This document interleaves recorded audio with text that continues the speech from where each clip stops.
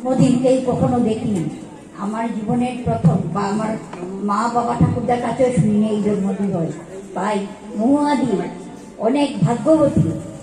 অনেকেরই তো জন্মদিন হয়, আমরা তো সবার জন্মদিন আছে, কিন্তু সেই জন্মদিনের জন্য যে নিজের প্রতিষ্ঠা দিয়ে আয়োজন করেছেন সেটা তার নিজেরই গুরুত্ব।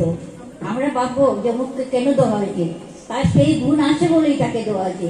সেই গুণাবলীর মহিলা আমার দিদি, এই জন্য আমি খুব খুশি। আমরা রুজি শিশু সাহিত্যের উন্নতির জন্য চেষ্টা করি কি হবে। এই দিদি যতদিন আছেন, আগে পেয়েছিলাম ছবিমাসিকে, ছবিমাসি কমলেন্দু স্যার আর মহুয়াদি, এখানে মৃদুলা আছে, আমরা সবাই, সত্যজিৎ আছে, আমরা সবাই মিলে একসাথে একটা সাহিত্যের আড্ডা হতো ছবিমাসির বাড়িতে। আর আমাদের সময় ছিল না যে তুমি ভালো তুমি মন্দ তোমাকে দেখবো না, একজনের বুলোরে আরেকজন একটু হাসতাম, হেসে বলতাম এটা এইরকম হলে ভালো হয়। এই করে আমরা অনেক কবি সৃষ্টি হয়েছে, লেখক লেখিকার সৃষ্টি হয়েছে, যারা আজও লিখি আজও করি, তারা আমাদের পথের পাথেও। আজ মহুয়াদির জন্মদিনে আমি সত্যিই নিজের চোখে জ্বলে সেরেছি অতি আনন্দে।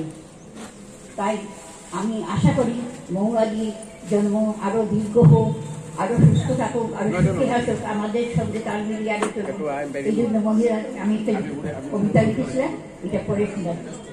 জন্মদিনের এই ক্ষণে ছক কাটাই এই জীবনটাকে, ছক থেকে আজ সরিয়ে নিয়ে নতুন সুরে বাঁধুন জীবন। জন্মদিনের এই দিনে হাসুন কাঁদুন সুখের তরি, শখের কিছু আশা নেই, ঘরে থাকুক অনেক খুশি মর্মুখর এই দিনে।